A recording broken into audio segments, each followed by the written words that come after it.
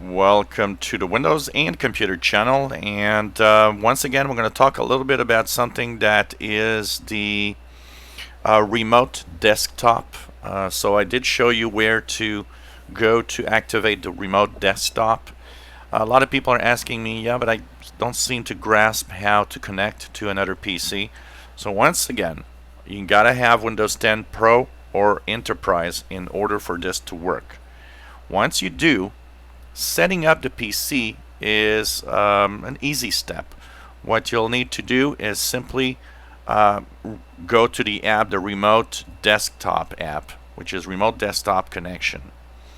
Here, you will enter the name of the computer. So here, for example, I've chosen HP Desktop, but if I want to go to my other PCs or add a PC, what you do is you type in the PC name. And where do you know that PC name? Well, you simply go to your settings. So in your settings, you will see on the left side, you'll go into System. And in System, you'll go at the bottom to About. This will give you the name of your PC. My device name is Acer Nitro 5, as you see here. If you have a computer, usually you'll have a name that is complex, desktop dash whatever. You can click rename this PC and give it an easier name to actually do this.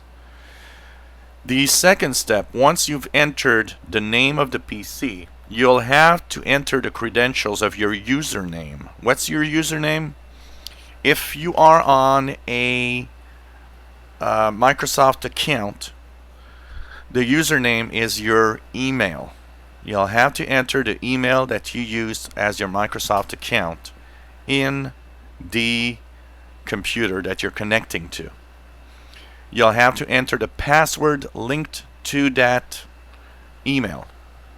That's how you will remote connect. Once you've entered that information and it's okay, if you click connect, you should actually be okay. It should actually work. And when you create a new connection, okay, with your computer, once that is happening, so new PC connect, for example here, you will have to, of course, specify a username for that connection, and that means you'll have to enter the password and the email for that information. So, for example, here you open it up, new PC Connect would be one. You would enter the username that you are using, email most cases. If you're using a local account, you'll have to enter the name of the local account. So if you called it My Favorite PC, your username is My Favorite PC.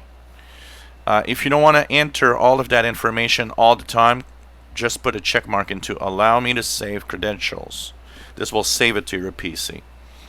One last thing that might happen once you connect, and of course you'll want to save the configuration of your different connections. Once you connect, the first time it might give you an error message telling you that you might not have the certificate available to connect to your PC. If it's within your own home network with your own PCs, ignore it and just put a check mark. Don't ask me again for that information, and continue to the connect procedures, and it should technically connect well. Once you connect to a remote computer, and I'll actually connect to one of them here, I'll connect to my HP desktop again and click connect. What's going to happen is you'll have this happen. You'll be connecting to your PC. You'll see that the PC you connect to actually gets back on its lock screen, because while you're using that PC remotely, you're going to actually log down that PC because nobody can use it while you are connected to the other PC. Depending on the type of PC you're using, it might take more or less time to connect. So for example, this one that I'm connecting to is a very slow computer. So it takes a lot of time for it sometimes to just connect and have the desktop appear and everything. You have in the connections on the upper left an indication of connection info. When you click here, you'll see that there's a quality of connection. You want to have it as best as you can. That's very important, because this is the more the connection is good, the quality is good, the better the interaction you'll have with that computer. That's why sometimes connecting remote desktop with computers that are only on the Wi-Fi can be problematic, but you will always have that indication here of the quality of connection depending on what you do.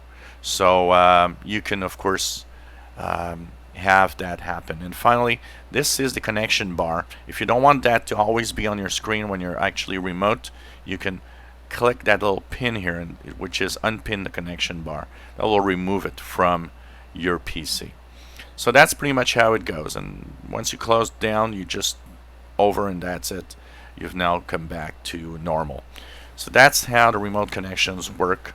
All you have to do is know the name of the PC, the password, which is or the connection name, sorry, the username, which is, once again, in a Microsoft account created Windows 10 environment, you'll have the email. Then it'll ask you the password for that email. And of course, which is the case if you have a personal account or an account that is a local account, then it's the name you gave that computer. You gave a name to that local account.